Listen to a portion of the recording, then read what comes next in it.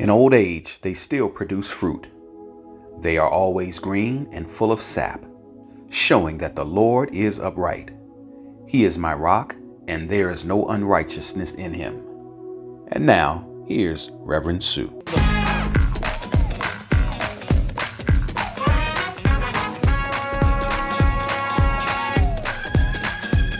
Got joy in my soul.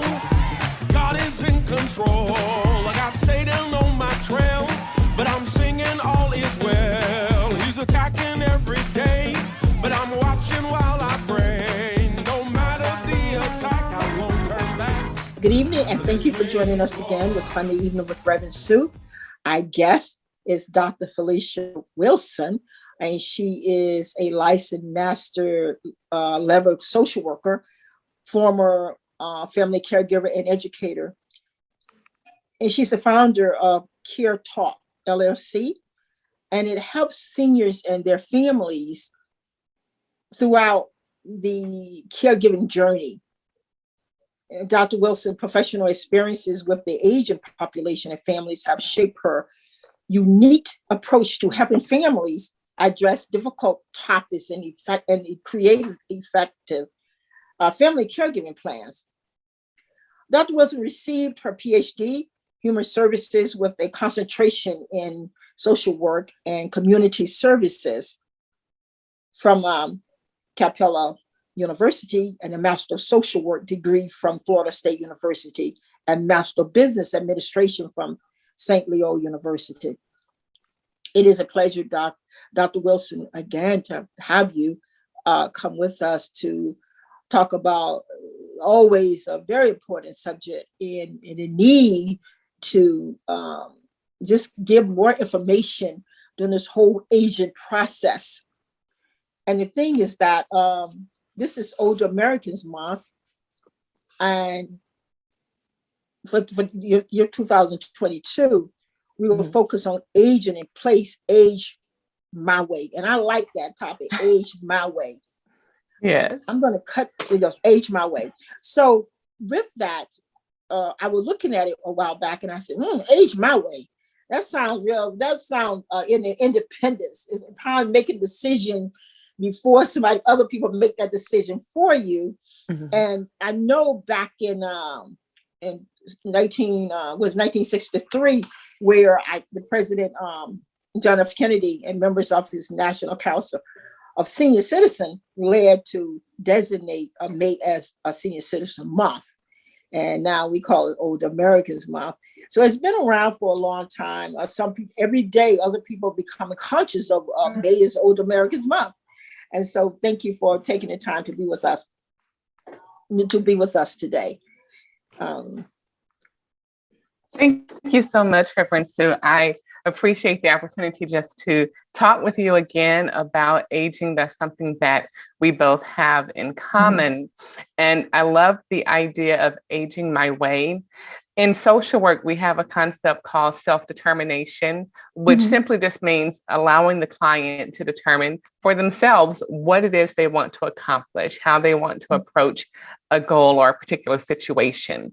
And so when I think about that, and I think about older adults, a lot of times people, not in a trying to do so or meaning it in a bad way, but they'll want to make decisions for their aging loved ones, instead of allowing them to talk about what it is they want or including them in the conversation. So I'm always very cognizant of that idea. I want the older adult to know this is still your life. You still have the right, quite honestly, to determine for yourself what it is you want to do and how you want to do it. So I think that's a conversation that families need to have and learn how to communicate in a way that doesn't demean or remove that right from their seniors simply because they're aging. And when we think about aging my way, one of the things that we talk about is, what is it that you want as you age? How do you envision your life? Some seniors, say, I want to spend time with the younger generation. I want to show them and teach them different things. Other seniors like, I want to travel. I want to go and explore because this is the only time in my life that I've been in a position to do those things. Or I want to volunteer. I want to serve more. Whatever it is, I think you need to, as the senior, think about what that is and how your life can support that, how your resources can support that. So meaning if you want to travel, a lot of people like to travel. I like to travel. So that means money, right? We can't do a whole lot of extensive travel without having some kind of financial resources to support that. But also, I know there was one family, I'll just share this quick story. The mother wanted to travel and had this idea of where she was going to go, but she wanted to go by herself. Her husband died a little while before she retired and got to this point where she could go. So her children were like, oh, no, you cannot just go off by yourself and travel. So the compromise was a traveling senior group, right?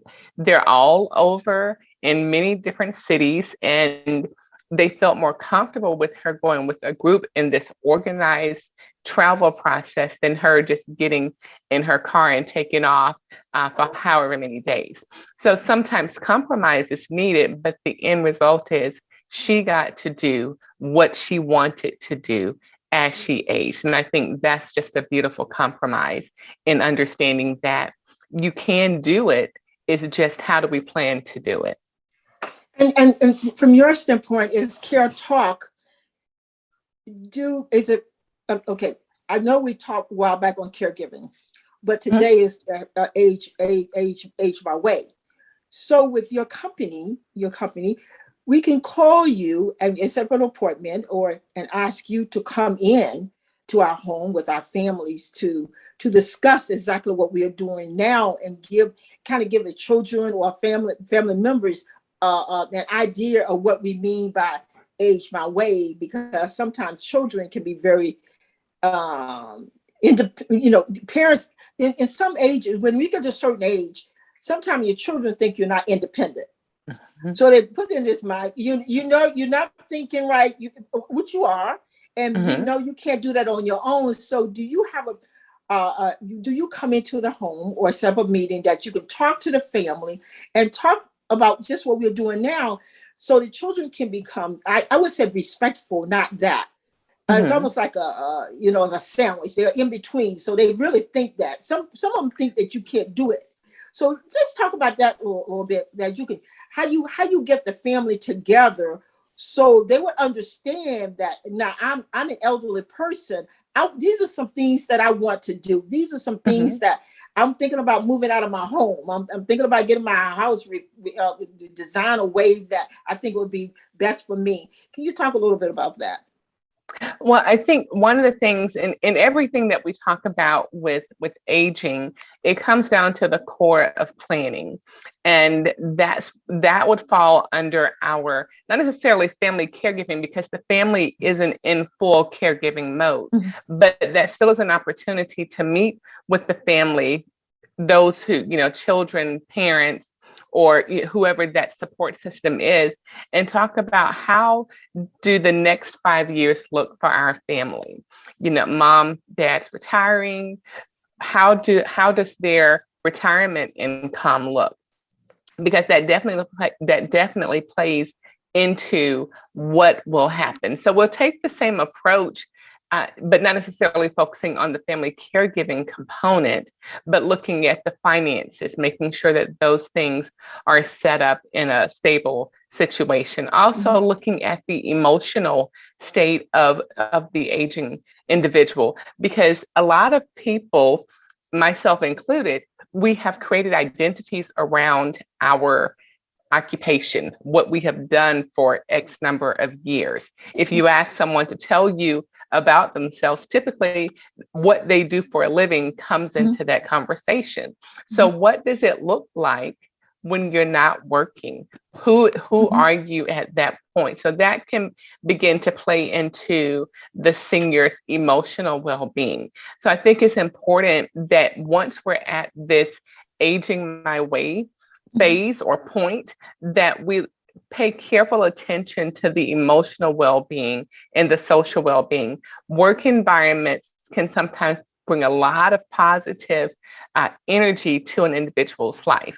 You go there, you're engaged with your colleagues, your coworkers, and the people that you serve on a daily basis. So when that part is removed from your life, what are we going to do to fill it? So I think that's something when we talk about aging my way, creating what this new life looks like for you when you're no longer doing that full-time or even part-time position.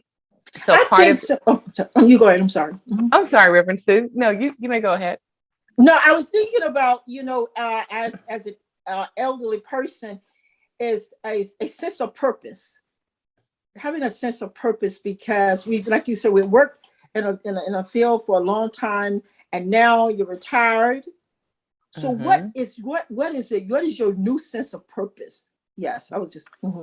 Yes, one of the things that, and I don't necessarily use technical terms when talking with families or clients, but when we look at psychosocial developmental stages, that last stage looks at how have I contributed to my family, to my community, to the world. What is my purpose? What am I leaving behind? And we know that people in general have a much easier transitional period when they feel that they have lived on purpose, that they have something to give, and they can pour it into their into the younger generation. I won't say grandchildren, because some older people don't have grandchildren, but they can give back.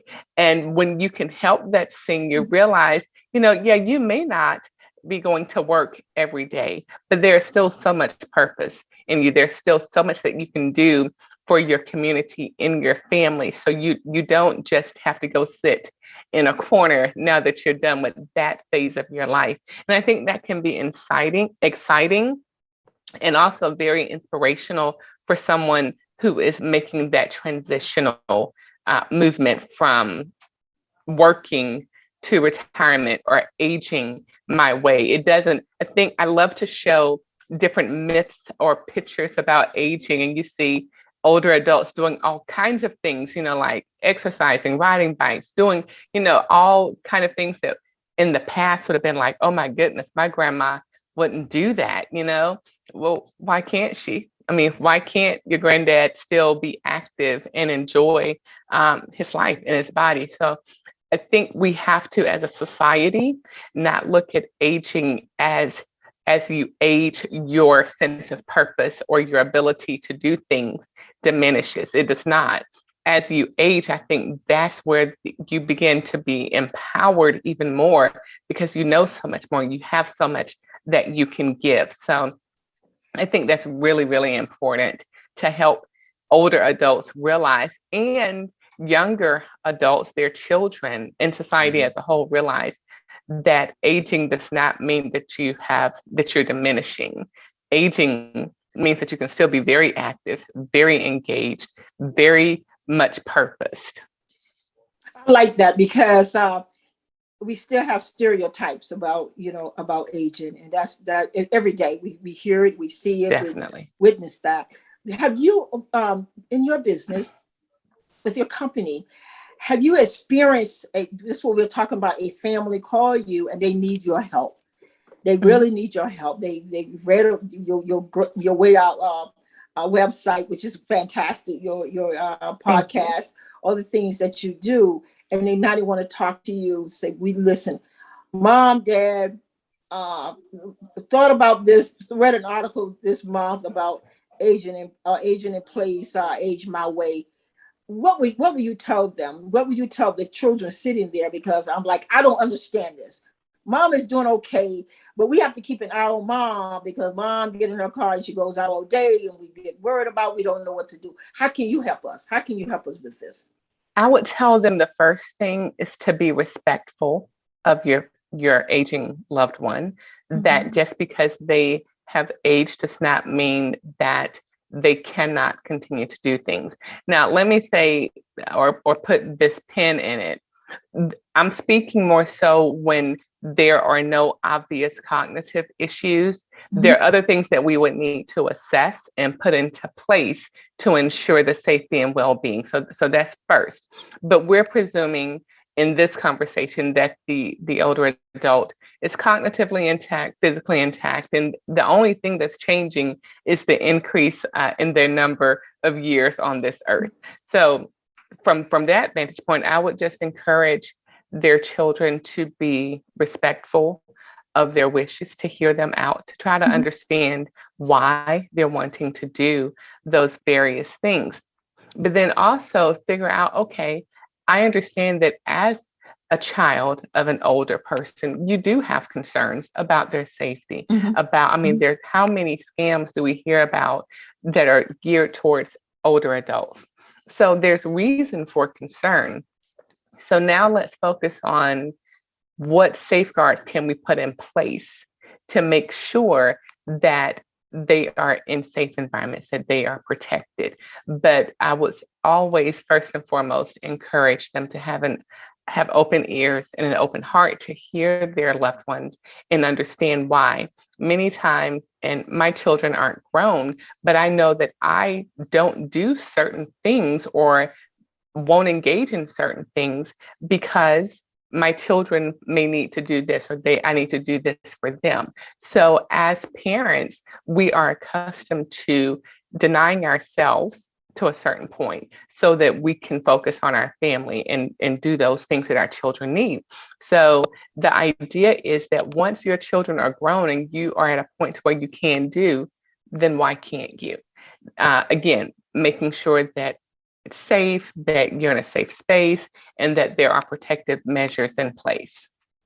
I like that. There was a lady a while back. Her aunt needed a daycare center. I mean, she needed to go to daycare because she was okay, but she had to work, so she could find a place. So she couldn't find a place. She did not locate a daycare center for her aunt.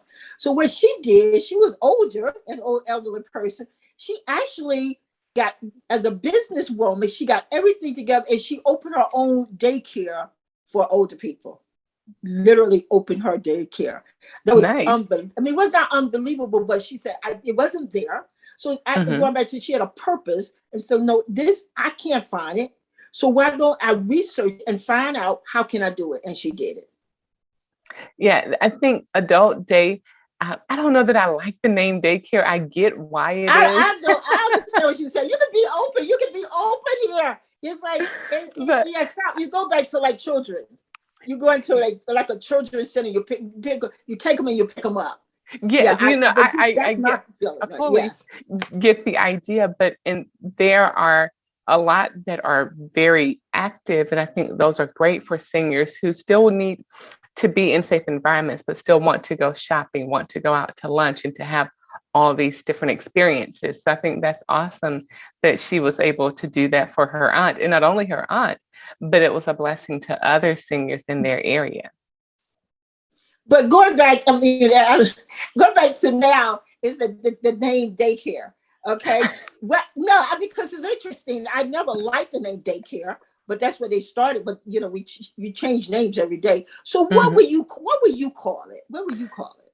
Oh, Reverend Sue, I don't know. Because you have so much knowledge relating to caring for our elders and respect for our elders. I don't want to put you on the spot, but yeah. I think maybe, there's some in my community, it's just called adult senior centers, something like that. Daycare just puts me in the mind of children, because that's what we tend to associate dropping and leaving. We drop our kids off, we pick them up at the child care center. But adult day center, maybe that definitely, it makes sense. It just seems a little odd. Because I agree with you. And I think what's happening is that the term has been changing gradually to senior center, and offer the same services. It is. Offer the same services. Okay, so we got that. So now we're not gonna call it daycare anymore. Okay. We'll call it senior center. We'll call it senior center. Look at how do you think, now we're talking about aging my way, that we think about doing, I'm saying, I'm not doing a better job, I think, in aging my way. In other words, aging my way, but I want to do better aging my way. What were some of the things that you think we can do to do that better than we had in the past? I think, well, if you're looking, we can start at multiple levels. So looking at the personal level of the aging senior, aging is not just one dimensional. You have your physical aging, you have your emotional, mental. I spoke to that a moment ago, but then also spiritually. And if you're not working, what are you doing just to keep your brain and all those, that intellectual side going? So what is it that I would sit with that individual and kind of look at this big, broader picture, all of those categories. How is it that you see yourself now? Do you want to change? Do you want to increase in this area? And then you would simply, create goals around that. Okay, how are you physically? I know there are many older adults who, once they get past the child rearing stage and, work has kind of settled and you've reached that peak or what have you, then they begin to focus on their physical well-being. So maybe, directing them, because I'm not a physician, to their physician or healthcare provider to figure out what you need to do to improve your overall physical well-being. Then also looking at the emotional well-being. Aging can be very tricky emotionally because things that you have wanted to do, you're not able to do, but you may not believe that you can do. So just working through those little incongruences in what you want to and what you think you can do can be really helpful. And then also spiritually, I think that's the very critical piece in understanding who you are and what your purpose is, what you believe, why you believe it. And so putting all of those pieces together creates that foundation for you to say, okay, at this point in my life, here are the things that I'm going to focus on. Here are the ways that I'm going to achieve these goals. And we keep moving. I like that, because going back to, it can be tricky. It can be very tricky as we age. And you get to a certain point in life. We had a session earlier today about the things you used to do, and now you really be true to thyself and say, I can't do that now. I can't do the lawn service. I can't clean this 5-bedroom house like I did before. I can't do these. To be true to yourself. Sometimes your children see it and say, you know what, he's not doing the same, or she's not doing the same. And then it depends, to be very sensitive to somebody, be very sensitive to how their children or how their family member approach them with that particular thing. So I understand that, to take a look at it, and it's the aging process. And yes. I was in Publix the other day, and there was a lady in front of me, and I don't even know why we started talking, but we did. And she was telling me how she was going through the process of downsizing. And so that piqued my curiosity. So I asked, well, why? She's like, well, we've reached the age now to where we don't need all of the space. Our children are grown and gone. So it's just too much to keep up. It's too much to clean. It's too much for, I imagine, her husband to take care of the outside and all those things that they did in this big house with a growing family. It's just like, now, we just want to do different things. And I was like, that is so awesome that you all made that decision and you're able to do what it is you want to do, but you're not forced to do it. And she was like, another point she made, which I thought was really, really great. She did not want her children to have to go through all of their stuff that they wouldn't want when they were gone. So she was like, I can just get rid of it myself, take my time, go through it, give them what I want them to have, and just get rid of the rest of it. I was like, that is really a great position to be in. So clearly they had thought through this process. They had planned for this process. And I think that is a very good picture of aging my way, because now they get to do what it is they want to do. I like that because my son told me I've been doing it for the last 3 months, getting rid of paperwork. Just so much paper. He said, I'm Hmm. telling you, Mom, if it left up to me, I would get a dumpster and they come in and take everything out. Totally. And literally, your books there. And my granddaughter said, Grandma, can you get that online? Yes. They get rid of the books. I said, no, I can't get rid of my book. So you're right. They're lovable, but that's what they think. So it's Hmm. best when you can do it now to go ahead and do it and just take Yep. time to do and get rid of some things. It goes back to when you live in that large home and then you make a decision that we don't need this house, we don't need this Hmm. space now, so you move into a smaller place. Then you come and say, what can I take with me? Yes. That is a very psychological way of Oh doing my it. Say, oh goodness. my God, yes, I've had these chairs for the last 70 years, so what I'm going to do with them now. Hmm. And And people who's going to go, want them? right. And to you put them in a dumpster, what people say get rid of. But to you, there's a special chairs. You cannot do that.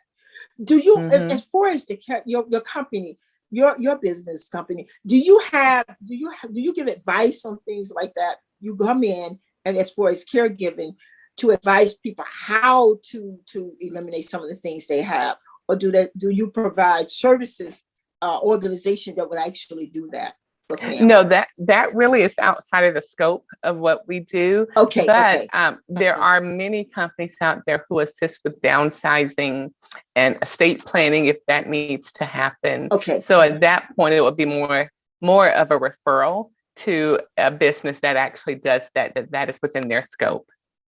Okay. So with that, and we're talking about age my way, age in my way. What was maybe some of the things that you would think that you want to leave us, our listeners as well as myself, some of the things that everything we talked about, but what is so significant right now, age in my way, that we need to know today? I think one is take an honest inventory of your life as it is right now related to where you are emotionally. Mhm. Are you happy with where things are? What would you Mhm. want to change? Because at this point, the power truly is in your hands if you want to make some changes. And then once you decide what those things are, what those areas of change need to be, talk with the people who would be impacted by the changes, figuring Mhm. out what it is you want to do and how you want to do it. Mhm. Then thinking terms of, I like to give a 5 year kind of Mhm. framework. Mhm. What is it you want to do over the next 5 years? Mhm.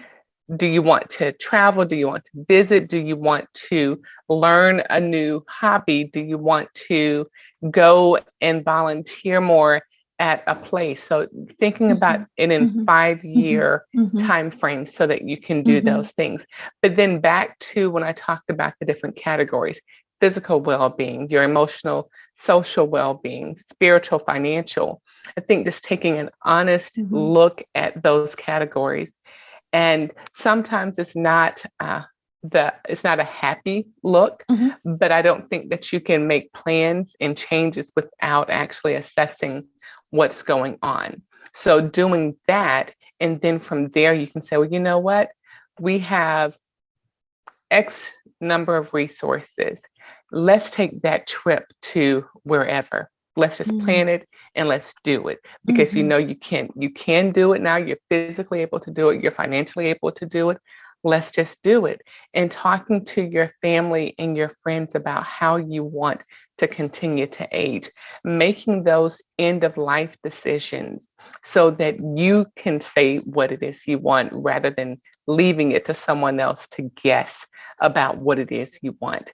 All of those things are necessary. As I said, it's not that they're exciting, it's not that all of it's going to feel good, but I think it's necessary to do those things so that, again, you can do what it is you want to do, or at least have a very strong hand in deciding how your life is going to play out over the next few years.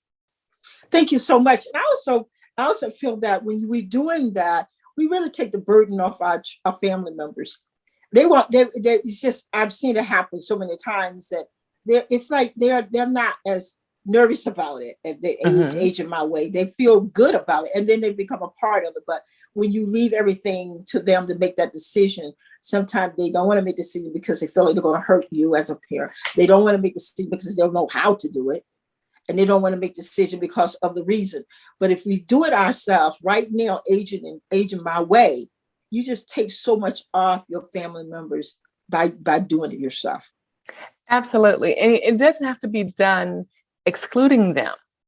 If you feel that, I think you need to think through all of these different categories so that you have an idea as to what it is you want. If you're married, definitely, including your spouse in that conversation and then sharing it with your children and hearing their thoughts and concerns so that everyone has an understanding. I think a lot of times with older adults, there tends to be a degree of separation. This is my business. And you don't need to know, but that can be very detrimental as things begin to happen. So thinking it through, writing the plan, and then including your loved ones in on that conversation is very necessary, helpful, and it can definitely bring the family together. Tell us how we can get in touch with you, if you don't mind.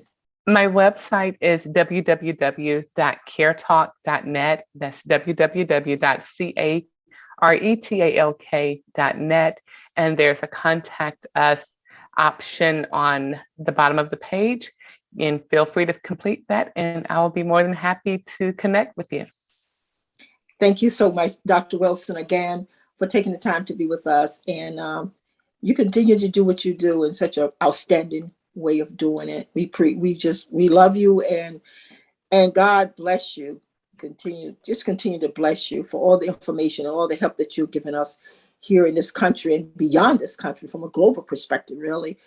We thank you. And for our listeners, we know that we pray and we ask God to guide us. God, give us the purpose. Give us a purpose, God. The purpose you will want us to do now as we retire, the new thing in life, to help us to age in my way. You spared us to be here another day. So I know you want us to do everything that we can possibly do to make our world better. So again, you've been listening to Sunday Evening with Reverend Sue. May God bless you, Dr. Wilson. And for our listeners, thank you so much. Yes. Please tune in to Dr. Wilson. She has so much information to give us. So go to her website so that you can just let her assist you in so many different ways. Talk to you later, Dr. Wilson. Okay, thank you. Bye-bye. Bye. Don't you know we love you, sweet Sadie? Place no one above you, sweet Sadie. Well. Living in the past. Sometimes it seems so funny. No money will turn your life around. Sweeter than cotton candy. Stronger